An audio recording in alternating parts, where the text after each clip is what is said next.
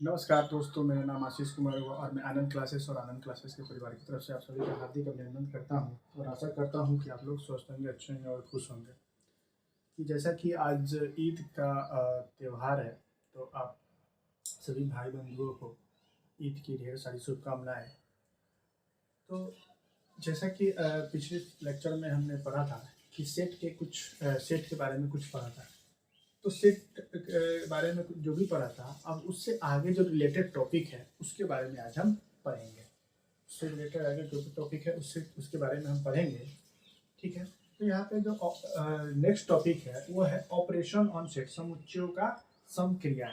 समुच्चयों का समक्रिया मतलब कुछ ऐसा प्रोसेस है जिसकी मदद से हम सेट पर ऑपरेशन कर सकते हैं, उस पर कुछ न कुछ क्रिया कर सकते हैं। पहला है यूनियन ऑफ सेट्स। पहला है यूनियन ऑफ सेट, समुच्चयों का सम्मिलन। दूसरा है इंटरसेक्शन ऑफ सेट, समुच्चयों का सर्वनिष्ठ। तीसरा है डिस्जॉइंट सेट मतलब अलग समुच्चय, अलग समुच्चय। चौथा है इंटरसेक्टिंग सेट, ये आपको इस जैसा ही मिलेगा, ये आपको इस जैसा ही मिलेगा। डिफरेंस ऑफ सेट मतलब दो समुच्चयों का अंतर निकालना होता है। Symmetric difference of two set, दो समुच्चयों का सममित अंतर, दो समुच्चयों का सममित अंतर। सातवां है कंप्लीमेंट ऑफ सेट मतलब समुच्चय का पूरक, समुच्चय का पूरक निकालना है। ठीक है, तो मैं 7 पॉइंट आज पढ़ना है इस लेक्चर में, इस वीडियो लेक्चर में। तो सातों पॉइंट मैं एक एक करके डिस्कस करता जाऊंगा और उसका उदाहरण लेकर आपको समझाता जाऊंगा। हर एक चीज बारीकी से समझाता जाऊंगा ताकि आपको कोई परेशानी ना हो। तो चलिए शुरू करते हैं टॉपिक, आगे बढ़ते हैं। इसको रख करके मैं आगे शुरू करता हूँ यूनियन ऑफ सेट से। ठीक है,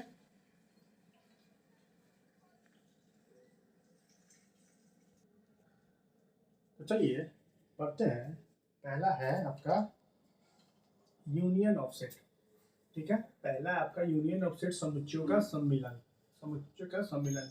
पहला इंग्लिश में जो डेफिनेशन लिखा हुआ है, the union of two set A and B denoted by A union B is the set of all those element which are either in A or in B or in both A and B.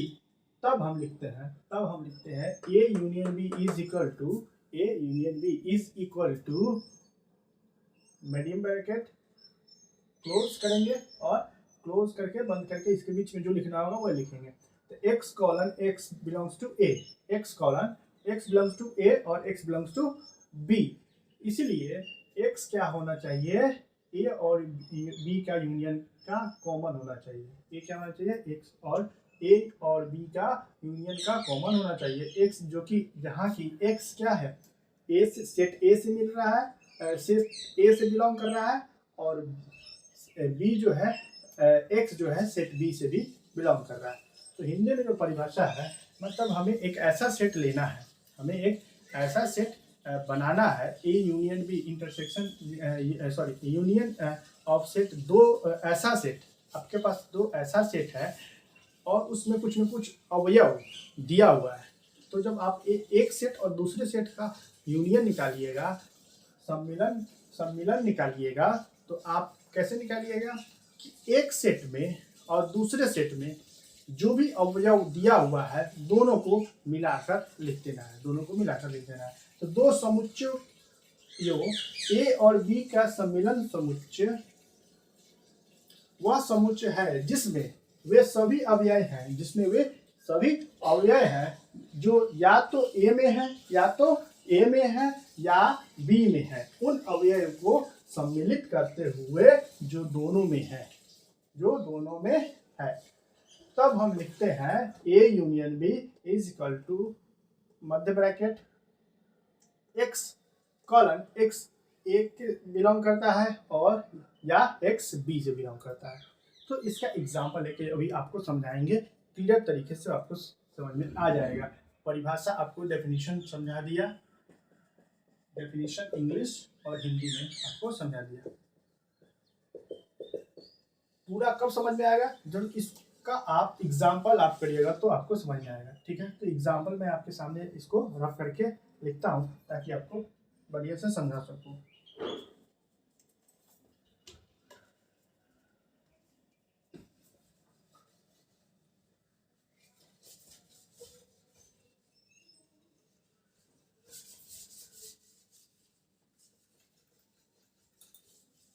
ठीक है, मैं example book से ले रहा हूँ ताकि आप लोगों को मैं बढ़िया से समझा सकूँ।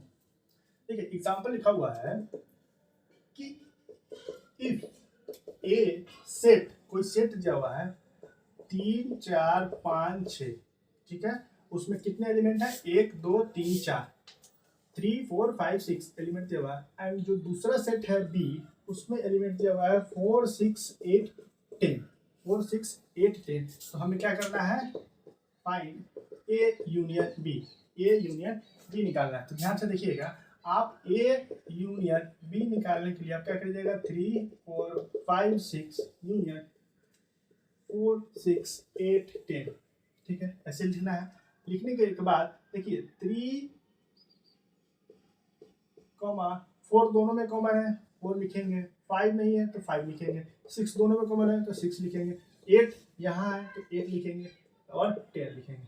तो ए यूनियन बी हम जब निकालते हैं, ए समुच्चयों का जो सम्मिलन होता है, जो ए यूनियन बी बोला जाता है, वो आपको ये दर्शाएगा। ठीक है, तो आपको ए यूनियन बी जब निकालिएगा तो आपको क्या मिलेगा, 3 4 5 6, 4 6 यहाँ था तो यहाँ पे लिख दिया, 8 और 10। तो हमें जो डेफिनेशन है, डेफिनेशन के हिसाब से क्या हो गया कि उस ए यूनियन बी एक ऐसा सेट है, एक ऐसा सेट है जिसमें या तो ए का और या तो बी का, दोनों सेट का, दोनों समुच्चय का अवयवों को मिलाकर लिखा गया है, दोनों सेट के अवयवों को मिलाकर लिखा गया है। नेक्स्ट एग्जांपल आपको लेकर बताते हैं। मान लीजिए आपको दिया हुआ है, let a is equal to x colon x is a prime number, is a prime number less than 10, less than 10, and b is x colon x belongs to n and x is a factor of 12, then हमें क्या करना है, A union B निकालना है। तो ठीक है, आपको पता है कि ये सेट जब आप लिखिएगा, सेट ए जब आप लिखिएगा तो क्या लिखिएगा, इसमें हमें क्या मिल रहा है, एक्स क्या है, एक प्राइम नंबर है, क्या है, अभाज्य संख्या, अभाज्य संख्या है जो कि कितना है, 10 से छोटा है। तो अभाज्य संख्या 10 से छोटा कौन कौन सा होता है, 2 3 5 7, 2 3 5 7, ठीक है। तो ये होता है आपका अभाज्य संख्या जो कि 10 से छोटा है। आपका बी जो सेट है उसमें बोल रहा है कि x क्या है, एक नेचुरल नंबर है, n का मतलब होता है नेचुरल नंबर, प्राकृतिक संख्या है, और x फैक्टर ऑफ 12, मतलब x जो भी है वो कि 12 का गुणन है। तो 12 का गुणन कैसे निकालते हैं आप, 12 का गुणन गुणक होता है, जो गुणांक होता है उससे फैक्टर जो होता है वो क्या बोलता है, आप 1 हो जाएगा, ठीक है, 1 हो जाएगा, 2 हो जाएगा, 3 हो जाएगा। देखिए फैक्टर वो बोलते हैं जो इसको डिवाइड कर सके, 3 से 12 हो जाएगा, 4 से 12 हो जाएगा, 6 से 12 हो जाएगा और 12 से 12 हो जाएगा, 6 से 1 2 3 4 6 एंड 12, सॉरी, हाँ ठीक है। तो आपका जो सेट बना ए, वो क्या बन रहा है, प्राइम नंबर 10 से छोटा, तो 2 3 5 7। बी जो सेट बन रहा है आपका क्या है, 12 का फैक्टर है, तो 1 2 3 4 6 12, ये बी का सेट है। अब ए यूनियन बी निकालने के लिए आप क्या करोगे, 2 3 5 7 यूनियन 1 2 3 4 6 12। तो ये आपका ये यूनियन बी अभी निकला नहीं है। फिर अब क्या करना है, देखिए 1 2 3 4 5 6 7 और 12, दोनों सेट में जितने भी अवयव हों उस सब को मिला के लिख दिया जाता है, इसे क्या बोला जाता है, यूनियन बोला जाता है। दोनों सेट के अवयव को मिलाकर लिख दिया जाता है एक साथ, तो ये क्या हो जाता है, ये आपको देगा ए यूनियन बी देगा। आपको समझ में आ रहा होगा, ठीक है। नेक्स्ट सवाल पे बढ़ते हैं, इसको मिटा के, ठीक है। मैं देख लेता हूँ एक बार, ब्लर तो नहीं हो रहा, नहीं ठीक है। चलिए आगे आपका सवाल है,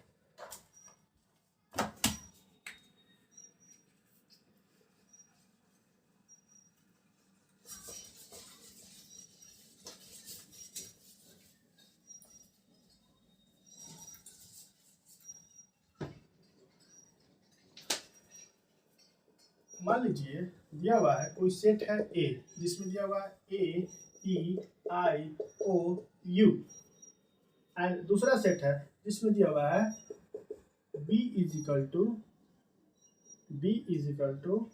ए आई यू, और आपको बोला गया है कि आपको ए यूनियन बी निकालना है। तो ए यूनियन बी निकालने का जो तरीका है वो क्या करेंगे, A E I O U union A I U. अब देखिए दोनों में जो कॉमन तो ए आई और यू, यहाँ भी ए आई यू है, तो आप क्या कीजिएगा, ए ई आई ओ यू, यहाँ जो कॉमन है वो भी लिखाएगा और जो यहाँ पे बचा हुआ है वो भी लिखाएगा, तो आपका ये बन जाएगा ए ई आई ओ यू। ये आपका ए यूनियन बी देगा, ठीक है। आगे सवाल पर बढ़ते हैं, आशा करता हूँ कि आप लोगों को समझ में आ रहा हो। आगे सवाल पर बढ़ते हैं, कोई एग्जांपल है, उसमें दिया हुआ है कोई सेट है ए, दिया हुआ है 2 4 6 8 2 4, नहीं ये दूसरा ले लेते हैं। मान लीजिए कोई एक सेट है एक्स, उसमें लिखा हुआ है राम गीता अंबेडकर, राम गीता अंबेडकर, और दूसरा जो सेट है उसमें लिखा हुआ है गीता डेविड और अशोक, और दूसरा जो लिखा हुआ है सेट है वो क्या है, एक सेट है उसमें लिखा हुआ है राम गीता और अंबेडकर, और दूसरा सेट जो लिखा हुआ है उसमें लिखा हुआ है गीता डेविड और अशोक। आपको बोला गया है एक्स यूनियन वाई निकालना है, तो एक्स यूनियन वाई को क्या करेंगे, लिखेंगे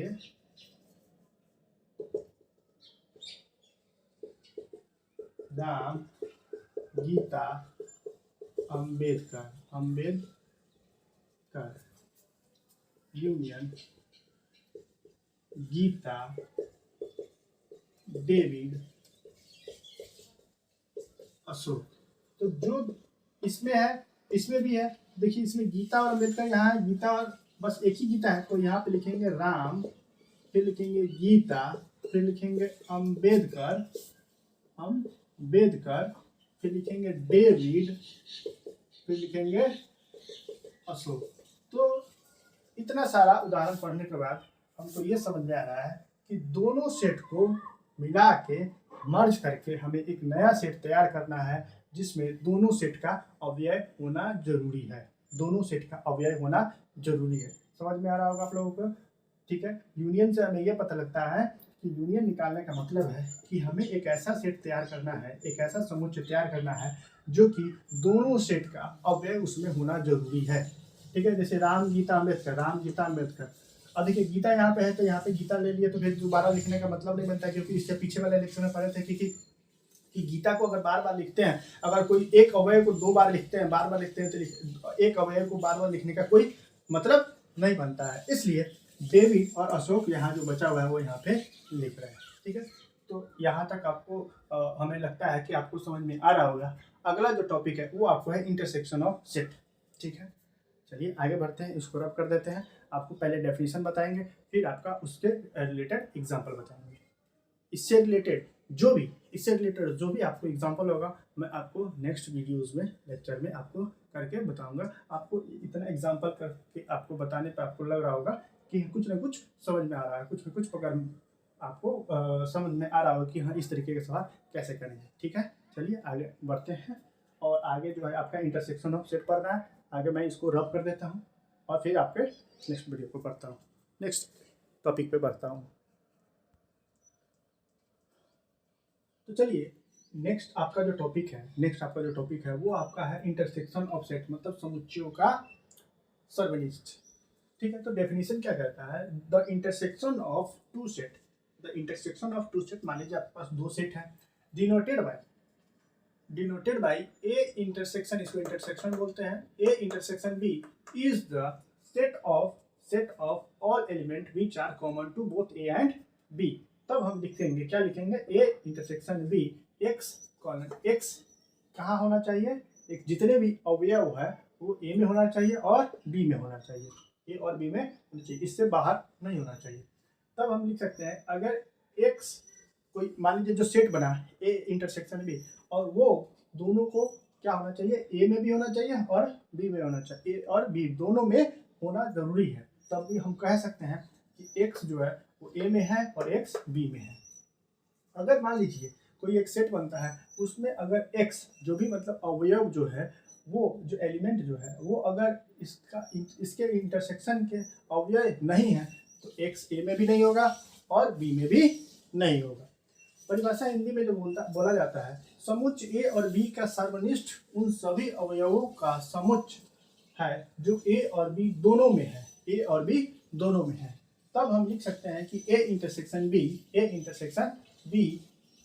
इज इक्वल टू मध्य ब्रैकेट एक्स जो है, एक्स ए से में होना चाहिए और बी में होना चाहिए, एक्स ए और बी दोनों में होना चाहिए। ठीक है, तो अभी एक एग्जांपल लेके आपको समझाता हूँ, यहाँ पे आपको देख कर पता लग जाएगा कि अगर मैं ए इंटरसेक्शन बी निकालता हूँ, तो यहाँ पे ए में दिया हुआ है 13579 एंड सेट जो दूसरा है उसमें दिया हुआ है 2 3 5 7 11 एंड 13, 2 3 5 7 11 एंड 13।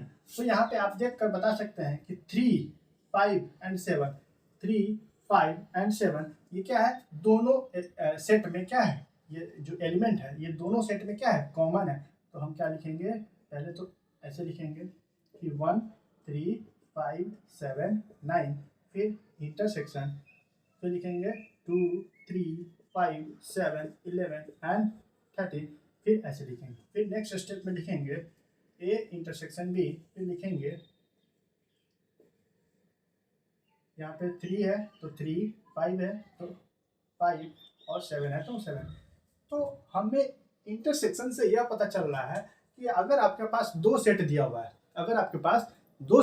और दोनों सेट में कुछ ना कुछ एलिमेंट दिया हुआ है, कुछ ना कुछ अवयव दिया हुआ है, तो हमें एक नया सेट, ऐसा सेट बनाना है दोनों का इंटरसेक्शन लेकर, दोनों का कॉमन करके, कि वो जो नया सेट बने उसका जो एलिमेंट हो वो इसमें भी हो और इसमें भी हो। अरे समझ में, तो ये जो मेरा इंटरसेक्शन बन रहा है, ये जो नया सेट बन रहा है, ए इंटरसेक्शन बी करके जो निकाल रहे हैं, ये 3 5 7 आपका 3 5 7 सेट ए में भी है और 3 5 7 आपका सेट बी में भी है। तो ये दोनों सेट में जो भी कॉमन होता है उसी को हम लेके लिखते हैं। ठीक है, इंटरसेक्शन में आपको जो सेट, दो सेट दिया हुआ है और दोनों सेट में जो भी एलिमेंट कॉमन है, जो भी तत्व कॉमन है, उसी को हम लिखते हैं, अन्यथा बाकी को छोड़ देते हैं। तो यूनियन में क्या था कि ये भी लिखना था और ये भी लिखना था, रिपीटिशन मतलब बार बार संख्या को नहीं लिखना था। अगर मैं इसी का यहाँ पर मैं इसको डेफिनेशन मिटा देता हूँ और मैं इसी का यूनियन निकाल के बताता हूँ, तो आप कैसे निकालिएगा। ठीक है, तो इसको मैं हटा देता हूँ।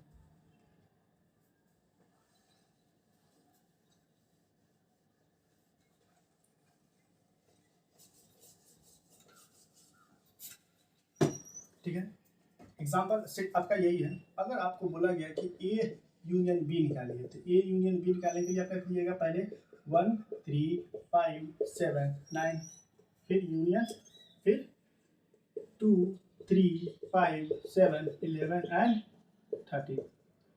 तब यूनियन निकालिएगा तो क्या करिएगा, ए यूनियन बी 1 2 3 5 7 9 11 13।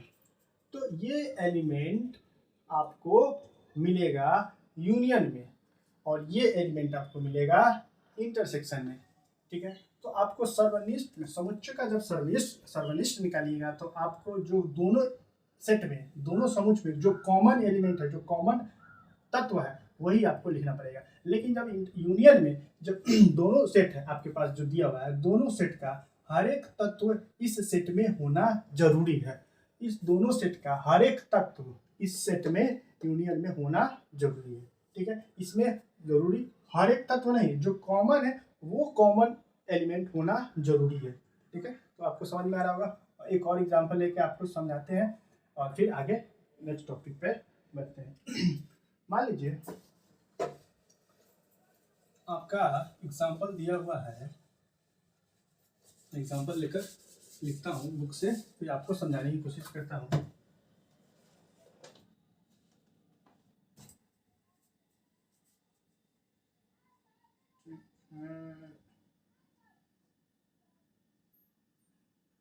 जैसे पीछे वाले एग्जांपल में मान लीजिए एक क्वेश्चन था, उसमें दिया हुआ था राम, गीता और अंबेडकर।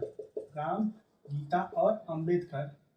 वाई क्वेश्चन दिया हुआ है, उसमें लिखा हुआ है गीता, डेविड और अशोक। तो यहाँ से आपको देख के पता लग रहा होगा कि अगर आपको बोला गया है कि find X union Y and X intersection Y, ठीक है। आपको क्या निकालना है, एक्स यूनियन वाई और एक्स इंटरसेक्शन वाई। तो आप कैसे निकालिएगा, पहला तो मैं आपको यूनियन बताता हूँ। तो एक्स यूनियन वाई निकालने के लिए क्या करिएगा, राम, गीता, अंबेडकर लिखिएगा, जो पहला सेट में दिया हुआ है। फिर यूनियन जो दूसरा सेट में दिया हुआ है, गीता, डेविड, अशोक। देखिए इंग्लिश में क्या है, इसका नाम बस इंग्लिश में लिख दीजिएगा, राम, गीता, अंबेडकर। तो राम, गीता और अंबेडकर, ठीक है। तो आपको नाम है, आप इंग्लिश में लिखिए या हिंदी में लिखिए, कोई फर्क नहीं पड़ता है, बस आपको समझना जरूरी है। तब एक्स यूनियन वाई जब निकालिएगा तो देखिए यहाँ से शुरू कीजिएगा, राम,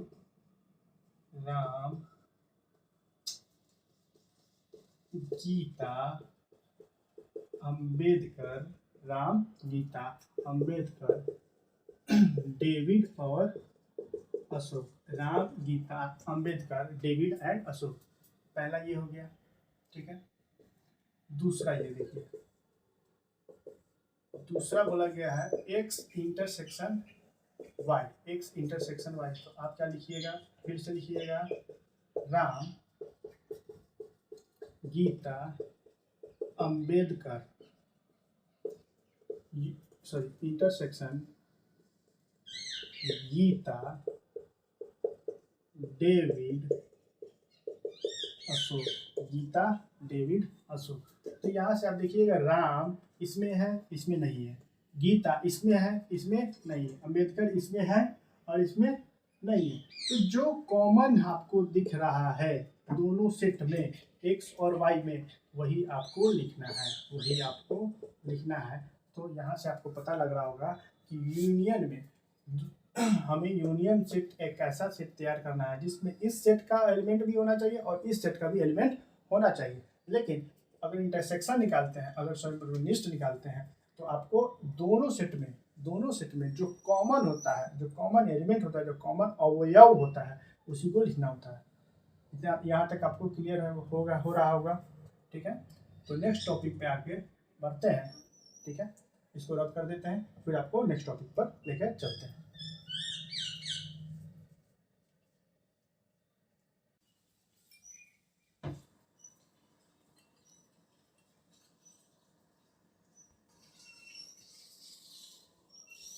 चलिए, आपका जो नेक्स्ट टॉपिक है वो आपका है डिफरेंस ऑफ सेट। दिख रहा होगा आपको क्लियर से, कोई दिक्कत तो नहीं है, ठीक है। चलिए, अब है, मान लीजिए कहीं नहीं दिख रहा हो तो कमेंट जरूर करिएगा कि सर यहाँ पे हमें नहीं दिख रहा हो। क्या कि मैं बनाते बनाते क्या हो जाता है, मैं आगे कैमरा में देखता हूँ, पीछे कभी कभी वो ब्लर हो जाता है, ठीक है, धुंधला हो जाता है। तो चलिए कोई दिक्कत नहीं है।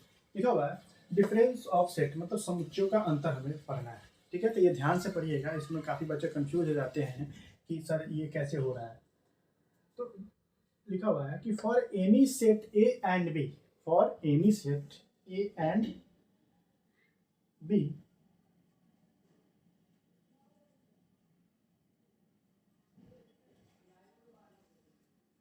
for any set A and B, their difference is written as A minus B is defined as A minus B is equal to x colon x किससे बिलोंग करना चाहिए? A से। x किससे बिलोंग करना चाहिए? A से। जब हम सेट लिखेंगे, जब A माइनस बी करेंगे तब का है। सेट A का और सेट B का अलग वैल्यू दिया है, अलग वैल्यू दिया है तब का नहीं। जब सेट A माइनस बी करेंगे तब का बता रहे हैं। x कॉलन x जो भी होना चाहिए, जो भी सेट है, जो नया सेट बने, वो केवल उसका सेट केवल A से ही मिलना चाहिए, B से नहीं। A का उस जो भी नया बना हुआ सेट है, उसका संबंध, उसका रिलेशन वो किससे बिलोंग करना चाहिए? A से ही, B से नहीं। आपको एग्जांपल करके बताऊंगा, अभी समझ में आ जाएगा। तब हम मान लीजिए लिखा हुआ है कि x अगर आपका A माइनस बी से मिला हुआ है, A माइनस बी से रिलेशन करता है, संबंध करता है, बिलोंग कर रहा है, x आपका A माइनस बी से बिलोंग कर रहा है, तो x A से भी बिलोंग करना चाहिए और B से भी बिलोंग करना चाहिए। परिभाषा लिखा हुआ है कि समुच्चय A और B का अंतर उन अवयवों का समुच्चय है। ठीक है, दो सेट का समुच्चय है, दो सेट का अंतर है जो A में है किंतु B में नहीं है। A में है लेकिन B में नहीं है। ठीक है, समझ में आ रहा है? जबकि A और B को इसी क्रम में लिया जाए। किस क्रम में? A minus B. तब हम क्या कहेंगे उसे? A अंतर B पढ़ेंगे, A अंतर B पढ़ेंगे या A difference B, A minus B पढ़ेंगे। चलिए ये का एग्जाम्पल है, एग्जाम्पल आपको मैं करके समझाने की कोशिश करता हूँ। ठीक है, चलिए ये एग्जाम्पल आपका दिया हुआ है कि मान लीजिए कोई सेट है A जिसमें लिखा हुआ है 1 2 3 4 5 6 और दूसरा आपका सेट है B जिसमें लिखा हुआ है 2 4 6 8। आपको क्या निकालना है? A माइनस बी निकालना है और B माइनस ए निकालना है। ठीक है, तो जब जो डेफिनेशन पढ़े हैं उसमें क्या बोला गया है कि A माइनस बी जब करेंगे तो उसमें जो भी एलिमेंट होना चाहिए नए सेट में, A माइनस बी वाले सेट में, उसमें केवल वो एलिमेंट होना चाहिए जो केवल A में हो, B वाले एलिमेंट नहीं लेना है। जैसे यहाँ पे लिखना है तो A माइनस बी निकालना है पहला। ठीक है, तो A माइनस बी निकालना है 1 2 3 4 5 6 माइनस 2 4 6 8। ठीक है, तो यहाँ देखिए, यहाँ आपका बच गया 2 में से 2 गया कैंसिल हो गया, 4 में से 4 गया कैंसिल हो गया, 6 में से 6 गया कैंसिल हो गया, इसमें बचा 8 और क्या लिखा इसमें क्या बचा 1, 2 कैंसिल हो गया, 4 कैंसिल हो गया, 6 कैंसिल हो गया, आपका बचा 1 3 5। अब क्या बचा 1 3 5। तो A माइनस बी में हमारा जो नया एलिमेंट बना, जब हम दोनों सेट का अंतर निकाल रहे हैं तो जो भी अवयव यहाँ पे आपको मिल रहा है वो केवल A से मिल रहा है और वो केवल A में ही एक से ही संबंध रखता है, B से संबंध नहीं रख रहा है। यहाँ पे आपको देखने को मिल रहा होगा A माइनस बी के जो भी एलिमेंट है, जो भी तत्व है, वो A जो सेट है, यहाँ पे जो A जो सेट है, यहाँ पे जो A जो सेट है, इसी से इसका संबंध होगा। जैसे 1 3 5, तो 1 3 5 केवल आपको A में ही मिलेगा, B में नहीं मिलेगा। ये चीज यही कह रहा है, समझ में आ रहा होगा आप लोगों को? ये जो चीज आपको कह रहा है ना, ये वाली चीज ये आपको यहाँ पे आपको मिल रहा है। ठीक है, तो आपको समझ में आ गया। दूसरा बोल रहा है कि B माइनस ए निकालना है, B माइनस ए निकालना है। ठीक है, अगर मैं आपको जैसे ये बोल दिया x, ये दूसरा लाइन में बोल रहा है कि x belongs to A minus B, x belongs to A minus B, जो x है वो आपका A से भी रिलेशन होना चाहिए, मतलब A से भी बिलोंग करना चाहिए और B से भी बिलोंग करना चाहिए। तो जब A माइनस बी कर दिए तो यहाँ पे आप देखिए, अगर कोई से x है वो अगर आपका A माइनस बी से रिलेटेड है तो x A से भी मिल रहा है और x B से भी मिल रहा है। ठीक है। जब ये दोनों कर रहे हैं तो यहाँ पे और यहाँ पे दोनों से संबंध रखना है। ये जो सवाल है, नेक्स्ट सवाल, इसमें b माइनस ए करना है, वो करके बताते हैं।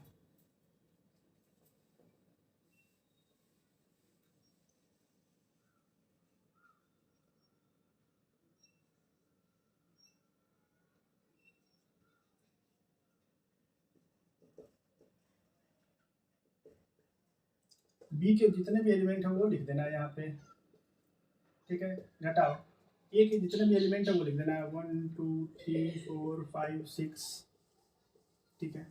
अब है b माइनस से जब करेंगे तो दो का, तो देखिए एलिमेंट कौन कौन सा मिल रहा है वो मिला लेना है। 2 मिल रहा है, 4 मिल रहा है, 6 मिल रहा है, बाकी बचा क्या आपका 8। आपका क्या बचा 8, तो 8 ही लिखा जाएगा, इसके एलिमेंट नहीं लिखे जाएंगे। वही चीज़ ये बोल रहा है, वही चीज़ ये बोल रहा है कि अगर मैं इसको b माइनस से करता हूँ तो x किससे संबंध रखना चाहिए, b से। x किससे संबंध रखना चाहिए, b से। अगर मैं लिखता हूँ b माइनस ए, तो x किससे संबंध रखना चाहिए, b से, ना कि x संबंध रखना चाहिए a से, ठीक है। ये दूसरा आपका ये कह रहा है कि x a सेट a में से set b, sorry set b में से सेट a को जब घटाएंगे, सेट b में से सेट a को जब घटाएंगे तो जो नया सेट जो बनेगा वो किससे रिलेट होना चाहिए, उसका संबंध किससे होना चाहिए, सेट b से, ना कि सेट a से। समझ में। तो यहाँ पे जब b माइनस ए किए हैं तो b में से a को घटाने पर जो हमारा सेट बचा है, यहाँ पे ये जो बच रहा है वो वही चीज़ यहाँ पे लिखा जाएगा। इस सेट के कोई भी एलिमेंट यहाँ पे नहीं लिखा जाएगा। ये लाइन यही कह रहा है, समझ में आ रहा होगा, ठीक है। तो एक और एग्जाम्पल लेकर आपको समझाने की कोशिश करते हैं। मैं इसको रब कर देता हूँ, ये चीज़ आपको रहने देता हूँ ताकि आपको समझ में आएगा।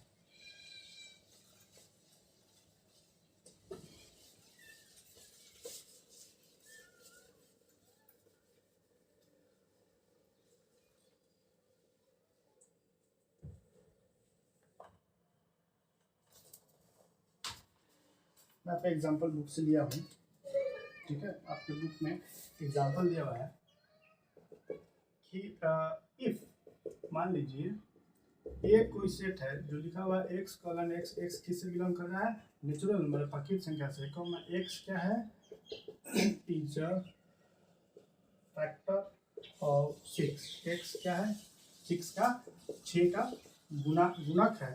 और एक दूसरा जो सेट है उसमें लिखा हुआ है x belongs to n, x belongs to n colon x is a x colon x belongs to n, x is a factor of 8, ठीक है। तो दोनों सेट है, जब दोनों सेट आप बनाइएगा तो आपको कैसे मिलेगा, ठीक है। ध्यान से समझिएगा इसमें क्या क्या निकालना है, ठीक है। तो मैं सेट बना देता हूँ। सेट आपका जो बनेगा x कॉलन x, x क्या है, नेचुरल नंबर है, प्राकृतिक संख्या है, और x का क्या है 6 का फैक्टर। तो 6 का फैक्टर क्या होता है 1 2 3 एंड 6, तो लिखेंगे 1 2 3 एंड 6। ये सेट ए में आ गया। सेट बी का देखिए, सेट बी में क्या बोल रहा है x कॉलन x, x क्या है नेचुरल नंबर प्राकृतिक संख्या, और x क्या है 8 का गुणक है। तो 1 2 4 और 8, 1 2 4 और 8। तो जो आपका सेट दूसरा सेट मिला बी, वो आपको मिलेगा 1 2 4 8, 1 2 4 8, 1 2 4 8, ठीक है। अब जो है आपको निकालना है पहला ए यूनियन बी, दूसरा ए इंटरसेक्शन बी, तीसरा ए माइनस बी, और चौथा क्या निकालना है बी माइनस ए, ठीक है। तो ए यूनियन बी, मैं एक एक करके निकालता जाता हूँ। पहला नंबर ए यूनियन बी का निकाला है, तो ए के जितने भी एलिमेंट हैं यहाँ पर लिख दूंगा, सॉरी यूनियन बी के जितने भी एलिमेंट हैं वो मैं यहाँ पर लिख दूंगा। अब दोनों का जब यूनियन लिखूंगा तो क्या लिखूंगा 1 2 3 4 6 एंड 8, समझ में आ रहा होगा, ठीक है। दूसरा अगर मैं ए इंटरसेक्शन बी निकालता हूँ तो क्या मिलेगा, दोनों सेट के एलिमेंट यहाँ पे लिख देता हूँ 1 2 3 6 1 2 3 6 इंटरसेक्शन 1 2 4 8 1 2 4 8 1 2 देखिए यहाँ पे इस दोनों में बस 1 और 2 कॉमन है, 1 और 2 कॉमन है, तो जो जो आपका इंटरसेक्शन होगा ए इंटरसेक्शन बी का 1 और 2 आएगा। आ रहा समझ में। तीसरा मैं आपको यहाँ पे करके बताता हूँ, समझ में आ रहा होगा। तीसरा है आपका निकालना है कि a minus B, set A के जितने भी एलिमेंट है वो यहाँ पे लिख देना है। सेट ए के जितने भी एलिमेंट है 1 2 3 6 1 2 3 6 यहाँ पे लिख दिया। सेट बी के जितने भी एलिमेंट है वो माइनस कर देना है 1 2 4 8 यहाँ पे दिख रहा होगा। देखिए यहाँ पे 1 और 2 इसमें भी कॉमन है, तो क्या करेंगे 1 2 तो उड़ गया, आपका जो बचा 3 और 6 देखिए यहाँ पे ये चीज़ कह रहा है कि a माइनस बी जो भी एलिमेंट होगा वो a माइनस बी का जो भी एलिमेंट होगा, जो भी तत्व होगा वो क्या होगा, केवल a से ही संबंध रखेगा, a से ही रिलेशन उसका होगा, a से ही संबंध होगा। ठीक है, बार बार पीछे जाके देखना पड़ता है कि वीडियो रुक तो नहीं गया। ठीक है, तो यहाँ से आपको ये मिला। चौथा आए आपका b माइनस ए, तो पहले सबसे पहले आप कहेंगे बी के एलिमेंट लिखिएगा 1 2 4 8 माइनस 1 2 3 6 1 2 3 6 आना समझ में। तो b माइनस ए क्या करिएगा 1 2 तो कॉमन है, ये उड़ गया, बचा आपका 4 8। ठीक है, तो a माइनस बी आपको यहाँ पे दिख रहा होगा a minus B is not equal to b minus A. a minus B is not equal to b minus A, मतलब a में से अगर b को घटाइएगा तो जो भी एलिमेंट आएगा वो, और b में से a को घटाइएगा जो भी एलिमेंट आएगा वो एक दूसरे के बराबर नहीं होंगे, एक दूसरे के बराबर नहीं होंगे। समझ में आ रहा होगा आप लोगों को। तो इस तरीके का उदाहरण, इस तरीके का एग्जाम्पल आप इसी तरीके से कर सकते हैं। तो जो भी डिफरेंस निकालना हो, यूनियन निकालना हो, इंटरसेक्शन निकालना हो, यूनियन निकाल लिया, इंटरसेक्शन निकाल लिया, डिसजॉइंट बताया था। डिसजॉइंट क्या बताया था कि ए इंटरसेक्शन बी फाई होना चाहिए, ए इंटरसेक्शन बी फाई होना चाहिए। ठीक है, अगर मैं कोई एग्जांपल आपको बता दिया था और ये डिसजॉइंट के लिए, ये डिसजॉइंट के लिए है, और A intersection B not equal to phi, ये किसके लिए था, इंटरसेक्टिंग के लिए था, इंटरसेक्टिंग के लिए था। समझ में आ रहा होगा। ये पांचवा टॉपिक, छठा और सातवां जो है आपका पढ़ेंगे अभी थोड़ी देर बाद में, इसके बाद।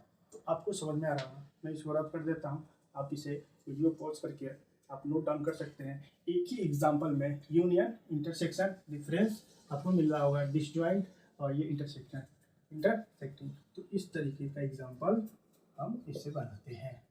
ठीक है, आगे बढ़ते हैं। और एग्जाम्पल ले क्या एक बोलिएगा तो ले लेंगे।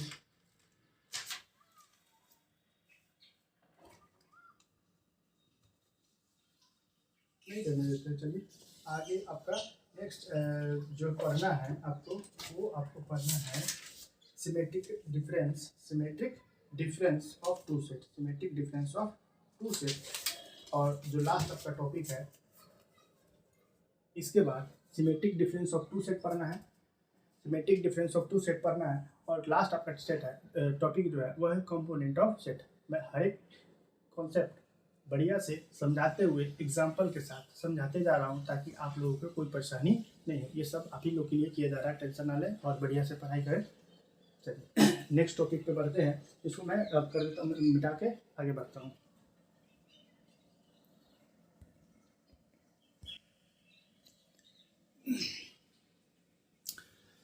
चलिए आपका जो नेक्स्ट टॉपिक है वो है आपका symmetric difference of two set, symmetric difference of two set, मतलब दो समुच्चयों का सममित अंतर। ठीक है, तो the symmetric difference of two set A and B denoted by A, ये ट्रायंगल है, ये क्या है, ट्रायंगल है। A triangle B is defined as A triangle B is equal to, A में से बी को घटा के, जब जो दो सेट है तो ए में से बी को घटाएंगे, उस घटाने के बाद क्या करेंगे, बी में से एक को घटाएंगे, अब जब ए में से बी को घटाएंगे, अब बी में से ए को घटाएंगे, उस दोनों का क्या करेंगे, यूनियन लेंगे। उसको एक एग्जांपल से समझते हैं, ठीक है।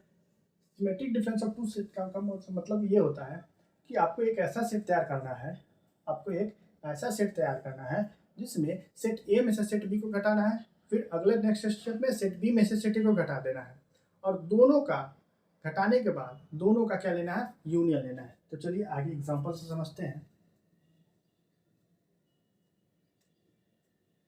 ठीक है। यहाँ पे देखिए A B C D, set A में क्या दिया हुआ है, A B C D, set B में क्या दिया हुआ है, बी डी एफ जी, ठीक है। तो A symmetric difference of set B, तो ए माइनस बी निकालेंगे। पहला स्टेप में क्या करेंगे, ए माइनस बी निकालेंगे। तो A B C D, set A के तक एलिमेंट लिखेंगे माइनस सेट बी के एलिमेंट लिखेंगे, B D F G, set B के एलिमेंट लिख लिए। अब दोनों को घटा के क्या कर दिए, यहाँ पे लिख लिए ए माइनस बी। तो ए में से देखिए यहाँ पे केवल ए और ये दोनों क्या है, इसमें भी है, तो इसमें क्या बचेगा, ए और सी बचेगा, ए और सी बचेगा। दूसरा बी माइनस ए करना है, बी माइनस ए करना है, तो पहले सेट बी के एलिमेंट लिखना है बी डी एफ जी, फिर आपको सेट ए के एलिमेंट लिखना है A B C D, set A के एलिमेंट लिख दिए। अब दोनों को क्या करना है, घटाना है। तो बी में से ए को घटा दिया, तो देखिए बी और डी को छोड़ के इसमें बचेगा एफ और जी। अब क्या करना है, अब आपको सिमेट्रिक डिफरेंस निकालना है। तो A triangle B equal to A minus B का union, sorry A minus B union B minus A का यूनियन, बी माइनस ए का यूनियन। तो A minus B union, sorry ये छोटा ब्रैकेट होगा, बी माइनस ए का union, ठीक है। समझ में आ रहा होगा आप लोगों को। तो ए माइनस बी जो निकाला मेरे पास आया वो क्या है, ए कॉमा सी, ये ए कॉमा सी, ए कॉमा सी यूनियन बी माइनस ए जो आया आपके पास वो है मेरा एफ कॉमा जी। तो इस दोनों का जब हम यूनियन निकालेंगे तो क्या बनेगा आपके पास, ए सी एफ और जी, ए comma C comma F comma जी। तो आपका जो ये सेट है ए और बी, ठीक है, इस दोनों का क्या किए, पहले माइनस किए तो मुझे ये मिला, फिर इसमें से इसको माइनस किए तो बी माइनस ए किए तो मुझे ये मिला।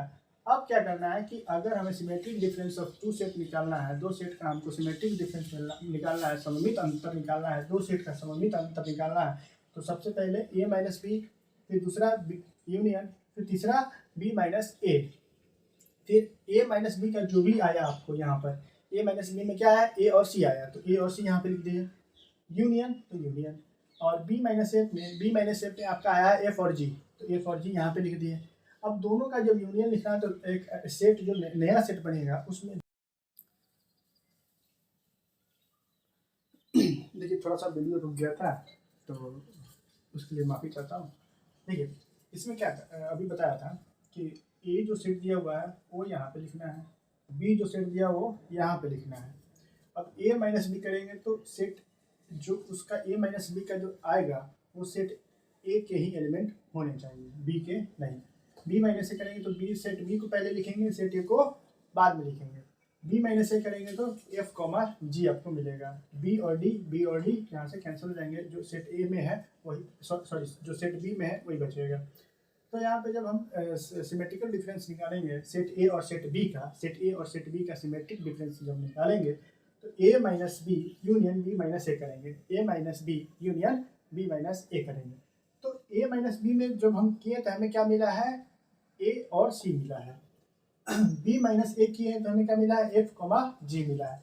तो जब इस दोनों का यूनियन निकालेंगे तो हमें क्या मिलेगा, ए सी एफ और जी मिलेगा, ए सी एफ और जी मिलेगा, ठीक है। तो हमें लगता है कि आपको यहाँ तक अब कुछ ना कुछ समझ में आ रहा होगा।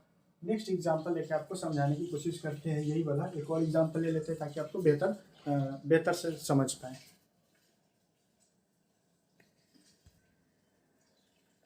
देखिए नेक्स्ट एग्जांपल आपको लेकर आपको इसका एग्जांपल समझाने की कोशिश करता हूँ। दिया हुआ है कोई सेट है ए 2 3 4 6, दूसरा सेट है 4 5 6 7 4 5 6 7। तो ए माइनस बी करना है, पहले ए माइनस बी करना है तो 2 3 4 6, फिर माइनस बी जो सेट है 4 5 6 7। अब इस दोनों में जो सेट को जो माइनस करेंगे तो आपका इस दोनों सेट में जो कॉमन होगा वो तो खत्म हो जाएगा। सेट ए में जो बचेगा वही को उसी को बस लिख देना। तो आपको बचेगा यहाँ से 2 और 3 बचेगा। फिर set B minus set A करना है, बी माइनस ए करना है तो पहले सेट बी के एलिमेंट को लिखेंगे, फिर माइनस सेट बी के एलिमेंट लिखने के बाद माइनस करने के बाद सेट ए के एलिमेंट लिखेंगे। सेट ए के बी माइनस ए जब करेंगे तो सेट बी और सेट ए में जो भी एलिमेंट कॉमन होगा वो कैंसिल हो जाएगा, जो बचेगा सेट बी में वो आपको लिखा जाएगा यहाँ पे। तो जब ए माइनस बी जब यहाँ पे आया कि ए सिमेट्रिकल डिफरेंस बी निकालना है, ए सिमेट्रिकल डिफरेंस बी निकालना है, तो आप क्या करिएगा, ए माइनस बी में जो आया, ए माइनस बी करने के बाद जो आया आपके पास वो आया आपका 2,3, बी माइनस ए करने के बाद जो आपको आया वो आया आपका 5,7। तो आपको क्या मिलेगा, दोनों का जब यूनियन करिएगा तो दोनों सेट के जितने भी एलिमेंट हैं वो सारे इसमें लिखे जाएंगे। तो इस तरीके का जो भी इस टॉपिक से रिलेटेड जो भी एग्जाम्पल इस तरीके से बनाया जाता है। आशा करता हूँ आप लोगों को समझ में आ रहा होगा। नेक्स्ट टॉपिक को बढ़ते हैं, कंपोनेंट ऑफ सेट। चलिए इसको रब कर देता हूँ, फिर आपको आगे करके बताता हूँ। चलिए आगे है जो आपका टॉपिक है वो है आपका component of set. Component of set का डेफिनेशन पढ़ेंगे, परिभाषा पढ़ेंगे, ठीक है, समझेंगे, आपको समझ में आएगा एग्जाम्पल से। डेफिनेशन के बाद एग्जाम्पल जो करेंगे उससे आपको ज़्यादा बेटर से आपका क्लियर हो जाएगा ये, ठीक है, ज़्यादा कंसेप्ट क्लियर हो जाएगा। देखिए लिखा हुआ है कि कंपोनेंट ऑफ सेट, समुच्च के पूरक, समुच्च का पूरक निकालना है। पूरक का मतलब होता है कि ए कोई सेट है उसका कंपोनेंट निकालने का मतलब है कि उसका ए, इसको बार बोलते हैं, इसको क्या बोलते हैं, ए बार बोलते हैं। तो इसको ऐसे लिखा जाता है। तो देखिए डेफिनेशन क्या बोला है, let U be the universal set, U be the universal set and let A subset of U, let A subset of U. Subset का मतलब क्या होता है, सेट ए के हर एक एलिमेंट यू में होना चाहिए, सेट ए के हर एक एलिमेंट यू में होना चाहिए। Then the component of A, then the component of A denoted by A dash, A dash जिसको ए बार बोलते हैं, ए डैश भी बोलते हैं, और u minus A is defined as u minus A, u मानी यूनिवर्सल सेट और माइनस ए कोई सेट है, defined as A dash, A dash जो कि ए जो x है, ए डैश के जितने भी एलिमेंट होगा, ए डैश के जितने भी एलिमेंट होगा वो केवल किससे रिलेटेड होगा, union set, sorry universal set से संबंध रखेगा। ए जो डैश के जितने भी एलिमेंट होंगे वो किससे बिलोंग करेगा, केवल यूनिवर्सल सेट से। जो ए डैश के एलिमेंट होंगे वो ए से संबंध नहीं मिलेंगे, या फिर ऐसा कहने का मतलब है कि ए डैश या ए बार कंपोनेंट ऑफ ए जो निकलेगा उसमें ए सेट ए के कोई भी एलिमेंट नहीं होगा, जो भी एलिमेंट होगा वो केवल यूनिवर्सल सेट का एलिमेंट होगा। अभी एग्जांपल से आपको ज़्यादा क्लियर हो जाएगा।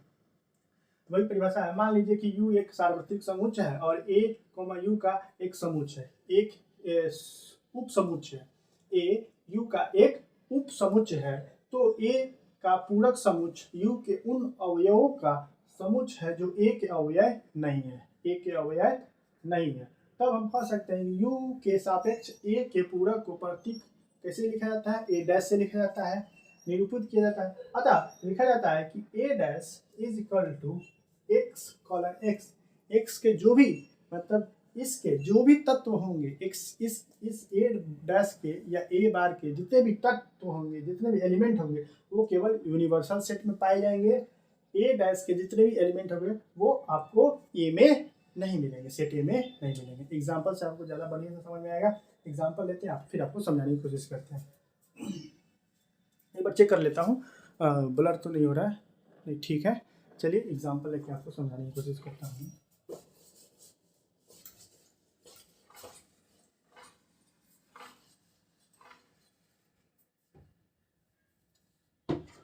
आपका कोई एग्जांपल दिया है, मान लीजिए कोई एक यूनिवर्सल सेट है जिसमें आपको दिया हुआ है 1 2 3 4 5 6 7 8 एंड कोई एक सेट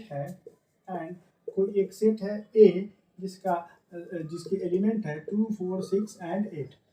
जो कोई सेट है उसका एलिमेंट है 2 4 6 8 और जो यूनिवर्सल सेट है उसका जो एलिमेंट है जो अवयव है वो 1 2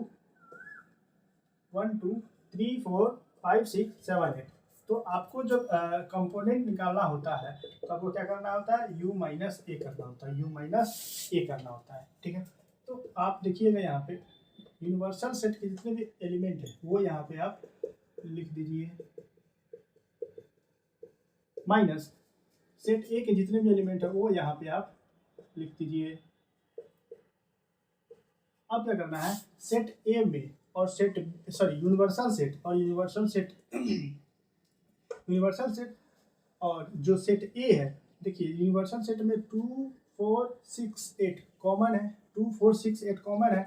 तो इसमें क्या बचेगा, सेट यूनिवर्सल सेट के एलिमेंट बचेंगे 1 3 5 और 7। और ये जो सेट है, ये जो आया आपको ए बार या ए डैश, ये सेट ए के एलिमेंट नहीं है, यही कह रहा है ये, ठीक है। सेट ए के एलिमेंट नहीं है, मतलब ए डैश जो आपका क्या होगा, यूनिवर्सल सेट से बिलोंग करेगा एंड एक्स क्या करेगा, सेट ए से बिलोंग नहीं करेगा। मतलब ए बार यूनिवर्सल सेट और सेट ए जो भी ए बार के तत्व होंगे, एलिमेंट होंगे, वो ए से संबंध नहीं करेंगे, ए से बिलोंग नहीं करेंगे। समझ में आ रहा होगा आपको।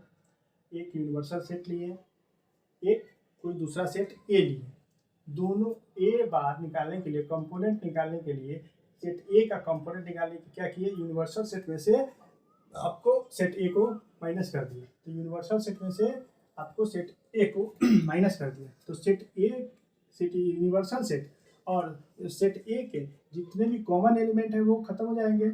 इसके खत्म हो गया, ठीक है। और इसमें जो बचा है, ठीक है, इसमें जो बचा है, तो बचा है 1 3 5 7, वो यहाँ पे लिख दिए। और ये जो एलिमेंट आया, ये किसका एलिमेंट आया, ये कंपोनेंट सेट ए के कंपोनेंट है। और ये एलिमेंट ए में नहीं होगा, ए के बराबर नहीं होगा, यही कह रहा है ये, ठीक है। ये दोनों यही कह रहा है, ठीक है। आपको समझ में आ रहा होगा। और एग्जांपल लेके आपको कोशिश करता हूँ एक और एग्जांपल लेके आपको समझाने का, ताकि आपको समझ में आ जाए, ठीक है।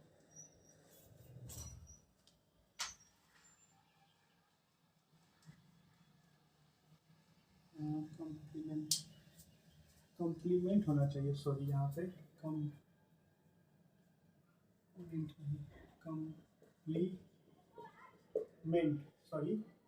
माय फॉल्ट, ठीक है। कॉम्प्लीमेंट का होता है समुच्चय का पूरक, ठीक है।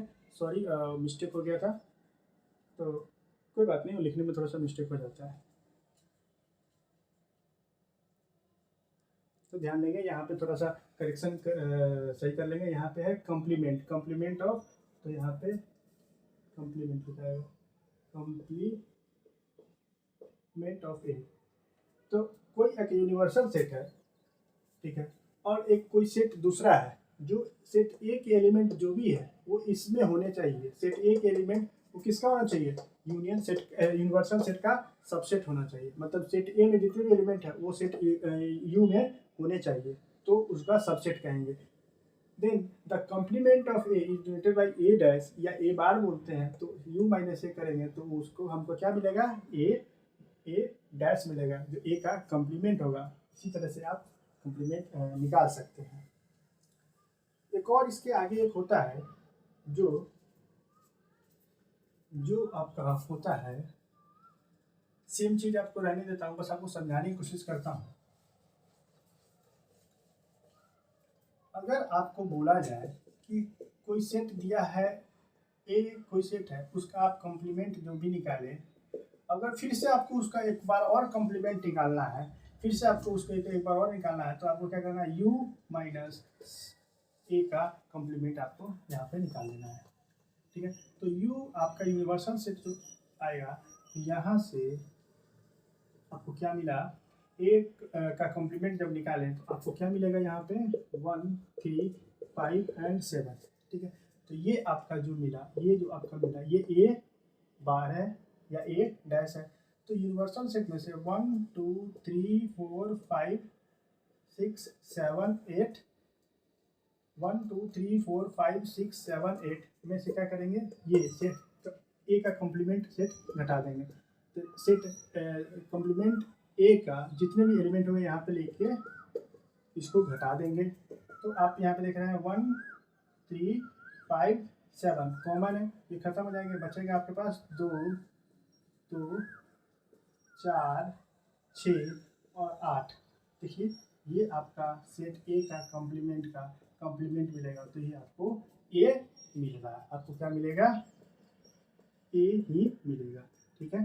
क्योंकि यहाँ पे आपको दिख रहा होगा कि अगर कोई भी सेट है आपका, अगर उसका आप कॉम्प्लीमेंट का कॉम्प्लीमेंट निकालते हैं, कोई भी सेट है अगर उसका आप कॉम्प्लीमेंट का कॉम्प्लीमेंट निकालते हैं तो आपको वही सेट वापस से मिल जाएगा। अगर कोई सेट है, अगर उसका आप कॉम्प्लीमेंट का फिर से कॉम्प्लीमेंट निकालते हैं तो आपको जो सेट मिलेगा वो आपको फिर से वापस वही सेट मिल जाएगा। तो यहाँ से आपको समझ में आ गया होगा, कोई सेट है यूनिवर्सल सेट 1, 2, 3, 4, 5, 6, 7, 8 दिया हुआ है, इस सेट में 8 एलिमेंट है। दूसरा सेट है ए, उसमें 2, 4, 6, 6 दिया हुआ है। तो आपको पहले क्या निकालना है, A dash complement of A. Complement of A निकालने के लिए क्या करना होगा, यूनिवर्सल सेट ए में से यूनिवर्सल सेट में से ए सेट को घटा देना होगा। तो यूनिवर्सल सेट में से ए को घटा दिए, यूनिवर्सल सेट ये लिखा हुआ है, यूनिवर्सल सेट के जितने भी एलिमेंट है यहाँ पे लिखा हुआ है, और ए के जो भी एलिमेंट है वो 2, 4, 6, 8 लिखा हुआ है। और जब इसमें से इसको यूनिवर्सल सेट में से ए को जब घटाएंगे तो आपको क्या मिलेगा, ए डैश जो ए सेट का कॉम्प्लीमेंट होगा, जो मिलेगा आपको 1, 3, 5, 7। अब आपको सेट ए का कॉम्प्लीमेंट का फिर से कॉम्प्लीमेंट निकालना है। तो आप क्या करेंगे, यूनिवर्सल सेट में से कॉम्प्लीमेंट ए को घटा देंगे। तो यूनिवर्सल सेट आप फिर से यहाँ पे लिखेंगे 1, 2, 3, 4, 5, 6, 7, 8। फिर आपका जो यहाँ पे जो आया ये चीज़ यहाँ पे रखेंगे, तो 1, 3, 5, 7। अब यूनिवर्सल सेट में से ए का कॉम्प्लीमेंट सेट घटा देंगे तो आपको क्या मिलेगा, 2, 4, 6, 8, 2, 4, 6, 8। और ये जो 2, 4, 6, 8 है, आपको क्या मिल रहा है, सेट ए मिल रहा है, जो कि आपको फिर से वापस से आपको सेट ए देगा। तो इस तरीके का एग्जाम्पल आपको मिल जाएगा आपको एनसीईआरटी में या फिर किसी और बुक में, वहाँ से आप निकाल सकते हैं। कहने का मतलब है कि किसी भी सेट का अगर आप कॉम्प्लीमेंट निकालते हैं तो फिर से आपको वही सेट मिलेगा, चाहे ए हो चाहे बी हो। तो आपको अगर आप किसी भी सेट का कॉम्प्लीमेंट निकालते हैं तो आपको फिर से वापस वही सेट मिल जाएगा। कहने का मतलब यही है, ठीक है। तो आज के वीडियो में जो भी हम पढ़े, union of set, intersection of set, disjoin, intersecting, ठीक है। आगे पढ़े आपका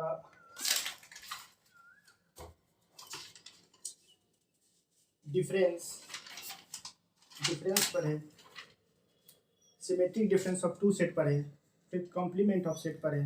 तो ये सब ऑपरेशन होता है सेट पे, अब सेट पे ऑपरेशन है, ठीक है। समुच्च की समक्रियाएं हैं, इस प्रोसेस से, इसकी मेथड से हम सेट के जितने भी सवाल होते हैं वो सॉल्व करते हैं और उनसे आंसर निकालते हैं। तो आशा करता हूँ कि आप लोगों को समझ में आया होगा, और आपको अगर कोई भी डाउट होता है तो आप नेक्स्ट वीडियोज़ में कमेंट करके हमें आप बता सकते हैं। हमारा जो यूट्यूब चैनल है आनंद क्लासेस 471, उसको लाइक शेयर और सब्सक्राइब जरूर करें।